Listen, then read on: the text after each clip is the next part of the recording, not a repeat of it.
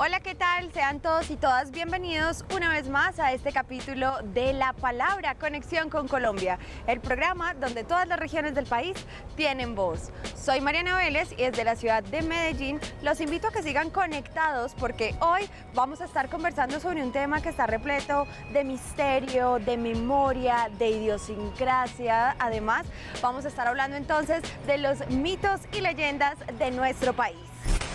¿Y de qué forma se relacionan los mitos y las leyendas con el imaginario social del país? Además, ¿cómo es su relación con los jóvenes? ¿Cuál es la diferencia que existe entre un mito y una leyenda? Para esto vamos entonces a viajar juntos hasta el Valle del Cauca, donde se encuentra Santiago López, que es un apasionado por los seres de la noche, que nos va a contar un poco más al respecto.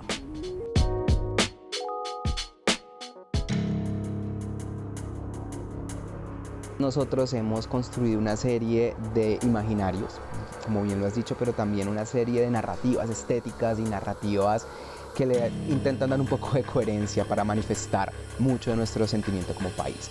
El mito en Colombia ha tenido una función social y una función casi de duelo.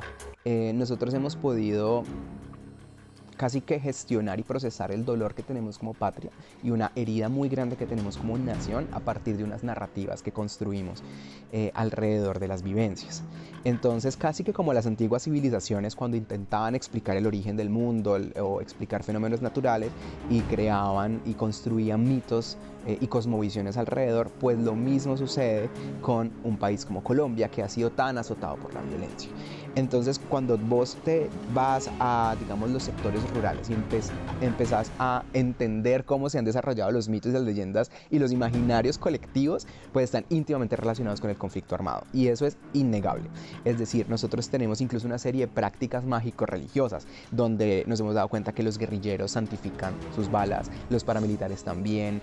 Hay toda una investigación alrededor de cómo los actores del conflicto también se relacionan con una serie de encomendarse a ciertas entidades, a ciertas brujas, a ciertos elementos místicos que habitan en la jungla para poder darle un poco de sentido y propósito a la guerra. Y asimismo, las mismas poblaciones y los asentamientos han entendido el mito como una manera de resignificar sus vivencias, porque de alguna manera gestionar el dolor y gestionar la manifestación del miedo pues ha sido un recurso muy valioso. Entonces es más fácil decirle a los niños que no salgan porque la madremonte o la cigua o la candilleja se los va a llevar a decirles que están haciendo reclutamientos paramilitares o guerrilleros y podrían ser asesinados en cualquier momento.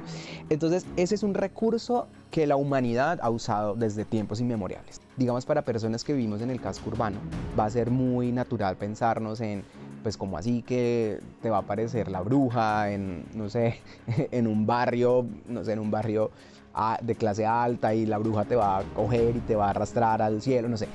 Pero eso no significa que para la persona que narra esta historia desde su lugar de ruralidad, esa historia sea mentira, ¿sí? Recordemos que hay un tema alrededor de la superstición y la creencia. Y finalmente, un campesino que dice que en sus cosechas se les aparece el duende para de pronto explicar una mala racha en cosechas, esa es su verdad. Entonces, ahí como que quería acotar eso para contarte que hay un tema de la migración del mito. Y la migración del mito tiene que ver cuando los asentamientos rurales han sido obligados a asentarse en las ciudades por el mismo conflicto. Entonces ha sido muy interesante descubrir, por ejemplo, cómo el mito se adapta, ¿no? El mito se adapta al recurso, el mito se adapta al medio, al entorno. Entonces, y creo que así es que los jóvenes han podido volverse replicantes del mito. Entonces, es muy interesante ver cómo en las ciudades ya no se ve a la madremonte, ya no se ve a la llorona, ya no se ve al moán, ya no se ve a la pata sola, pero hay toda una serie de otros mitos, de otras leyendas, que ya se vuelven las leyendas urbanas. Y eso es producto de la migración.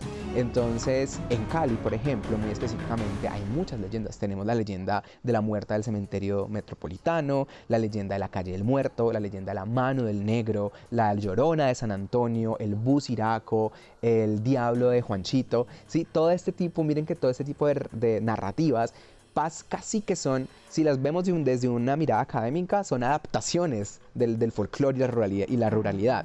Pero si las vemos en el entorno en el que son, pues son la manera en cómo ha migrado, ¿sí? El mito se ha sentado en la ciudad y se ha adaptado a la dinámica urbana. El mito es el que da la explicación de un origen, ¿sí? El origen de un dios, el origen de un fenómeno natural, el origen de una civilización. Eso generalmente está tratado como mito. Por eso el tema de la mitología, ¿no? Alrededor de todas las cosmovisiones de antiguas civilizaciones que dieron explicación a sus fenómenos, a sus propias identidades como sociedad a partir de unos relatos, ¿no? Y la leyenda generalmente, y aquí voy a ser como muy específico porque académicamente y a nivel como occidental hemos considerado la leyenda como historias que pueden ser ficticias o reales, pero con elementos de ficción, donde hay hazañas heroicas, grandes momentos, grandes eventos, pueden ser eventos cataclísmicos, eventos también gloriosos, ¿sí? Son como momentos específicos de una sociedad, y están enmarcados siempre en un entorno geográfico, ¿no? Es decir, tú no puedes hablar de la leyenda como una leyenda universal, ¿no? Ahí sí hay mitologías universales, pero no hay leyendas universales, ¿no? Las leyendas siempre están como situadas en un marco tanto geográfico como histórico, como contextual, ¿sí?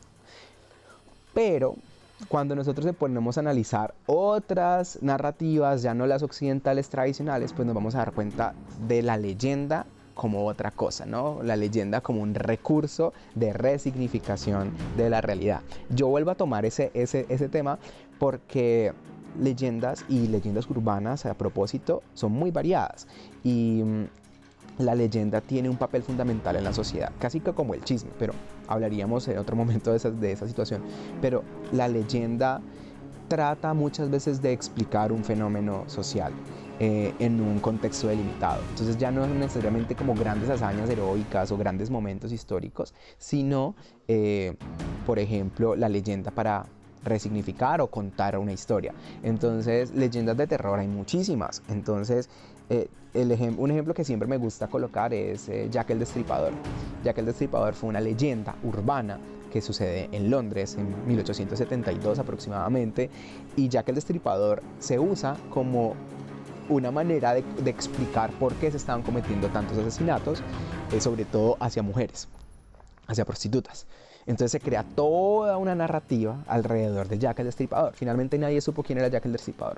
Y hay miles de teorías, hay miles de acusados, hay un montón de sospechosos, pero finalmente nadie supo quién es Jack el Destripador. Mira que la leyenda ha evolucionado ya más a solamente contar hechos heroicos y epopeyas y narraciones épicas, a contar y a tratar de darle una narrativa a muchos momentos históricos en lugares determinados.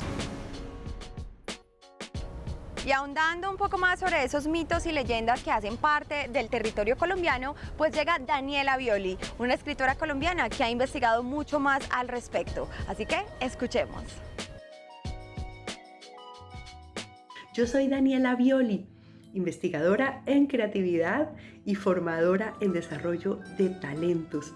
Vivo desde hace más de 20 años entre Italia, Francia y España y trabajo con gente de todas las edades de diferentes lugares del mundo. Empecé a juntar leyendas, pero no cualquier tipo de leyendas.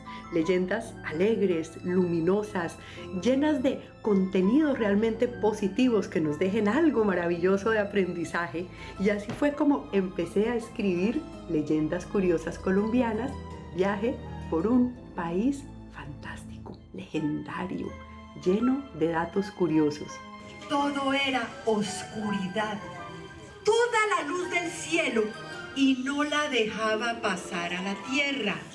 En el Museo de Historia de Girona nos invitaron para representar a Colombia y resulta que era un mano a mano con otro país.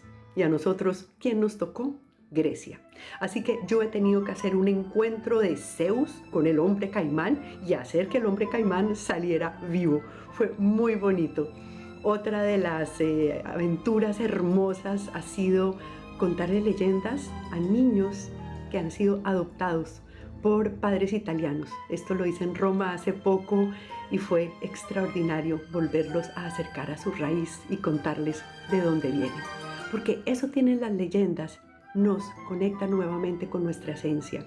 ¿Cuáles son las leyendas de tu familia? ¿De dónde vienes? ¿Qué narran en la mesa los domingos en tu casa? ¿De qué estás hecho? Y de cualquier historia que te enteres, porque en todas las familias ha pasado de todo, nadie se salva, tenemos un árbol genealógico detrás absolutamente gigante, pues a sentirse orgullosos de nuestro origen, porque de ahí es que hoy estamos acá y de ahí en adelante sigue nuestro compromiso, seguir escribiendo buenas leyendas, empezando por la de nuestra vida. ¿Cómo les gusta a las personas de otros países saber sobre nuestro hombre caimán, pero también sobre Bachué, pero también sobre las leyendas del arco iris de los llanos orientales y conocer a los chigüiros y conocer también a la mulita, como le dicen en Uruguay, a nuestro armadillo, el animal resiliente que es capaz de volverse bolita? Todo eso está en Leyendas Curiosas Colombianas y los invito a leer, a aprender, pero sobre todo a investigar más, a tener siempre este espíritu curioso, despierto, siempre con ganas de expandir el conocimiento y de hacerse el propio mundo más grande. Soy Daniela Violi y les mando un abrazo gigante. Y en La Palabra decidimos recorrer las distintas regiones del país preguntándole a los jóvenes sobre cuál es ese mito y esa leyenda de la región que más recuerdan y en qué consiste. Así que escuchemos sus respuestas.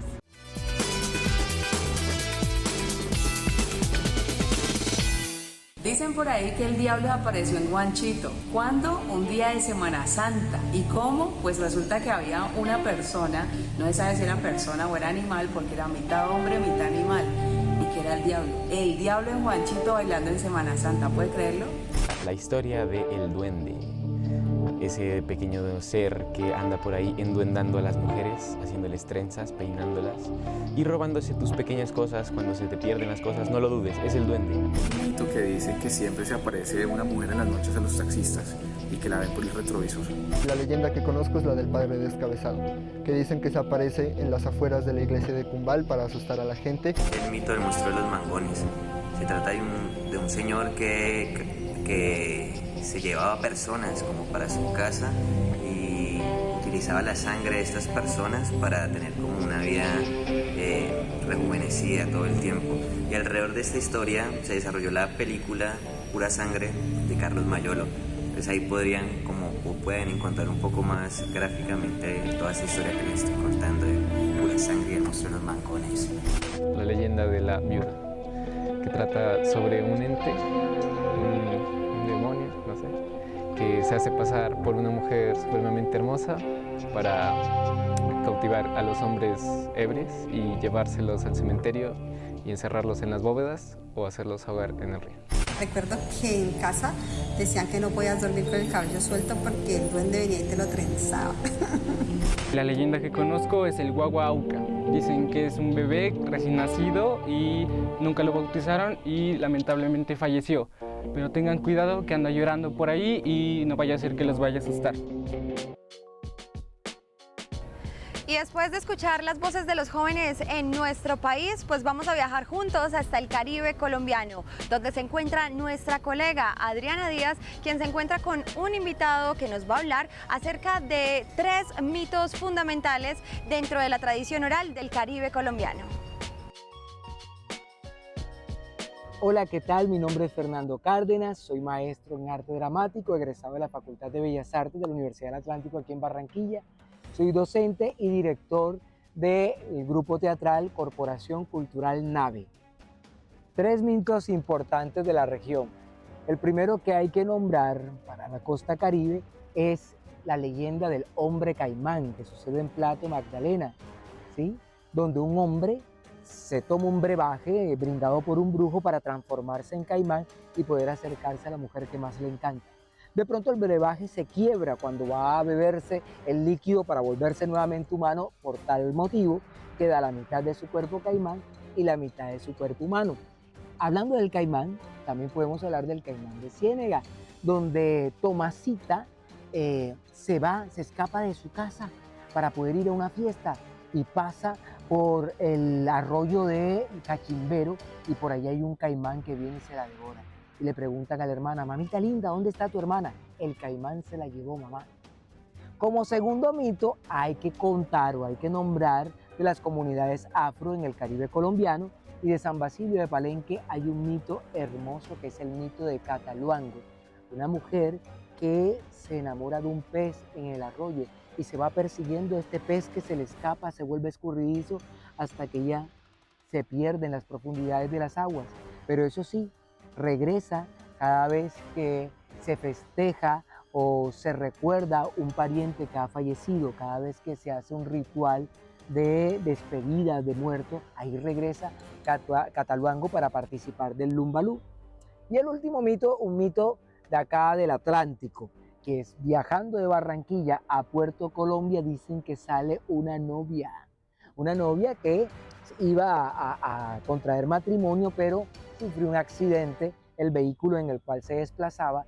Por tal motivo, cuando pases en tu carro por la noche, ten cuidado, mira bien por el retrovisor porque atrás puede estar la novia de Puerto Colombia. Y desde hace algunas décadas se realiza en la ciudad de Medellín un evento de ciudad que congrega a centenares de personas de todos los territorios. Ahora bien, vamos a escuchar a Álvaro Narváez, gestor cultural, que nos va a contar acá en La Palabra algunos datos curiosos sobre el desfile de mitos y leyendas.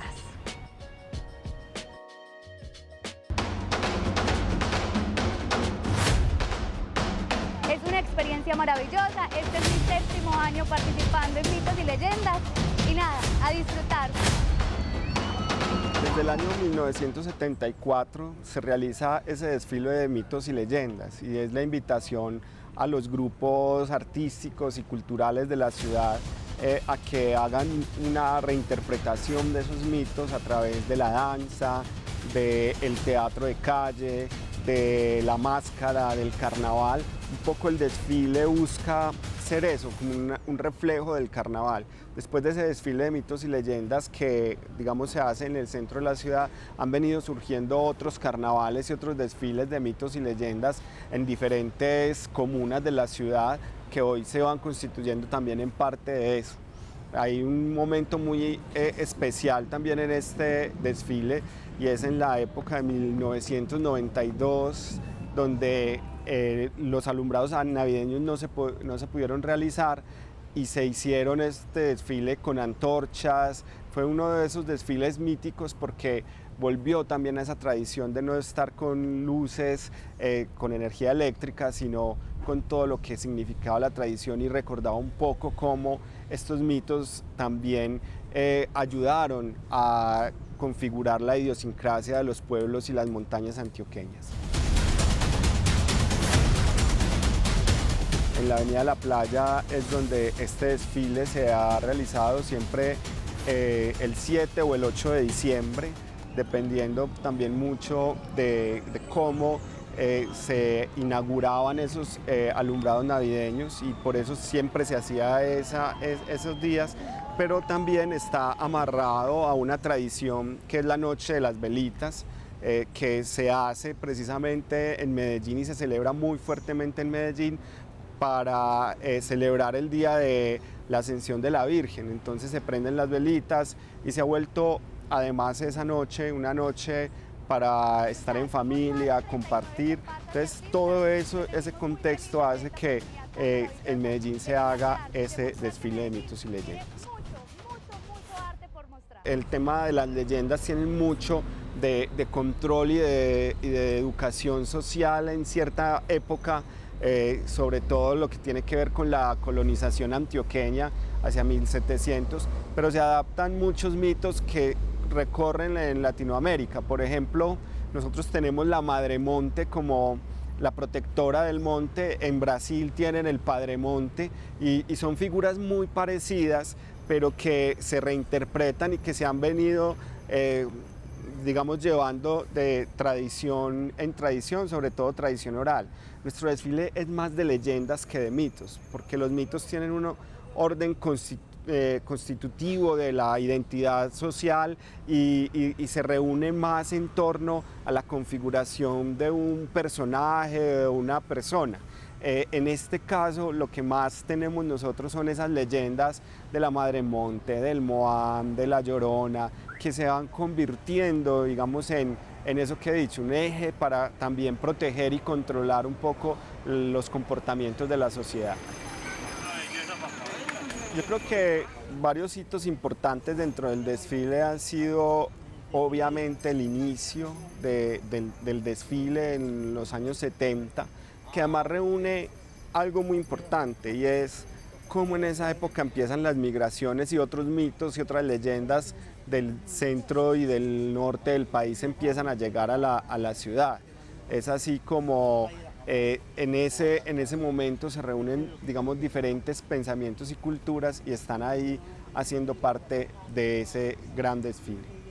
Veníamos de unos momentos de guerra muy difíciles y en el 91, 92 y 93 el desfile de mitos y leyendas se constituye también en la posibilidad de un encuentro de los ciudadanos para, a través de la cultura, empezar a trabajar hacia la paz, hacia la reconciliación. Un hito importante lo tuvimos en el año 2021 porque por primera vez el desfile se hacía después de una pandemia y fue el primer evento casi del país donde la gente pudo salir, aglomerarse al lado y lado de las calles para ver un desfile cultural.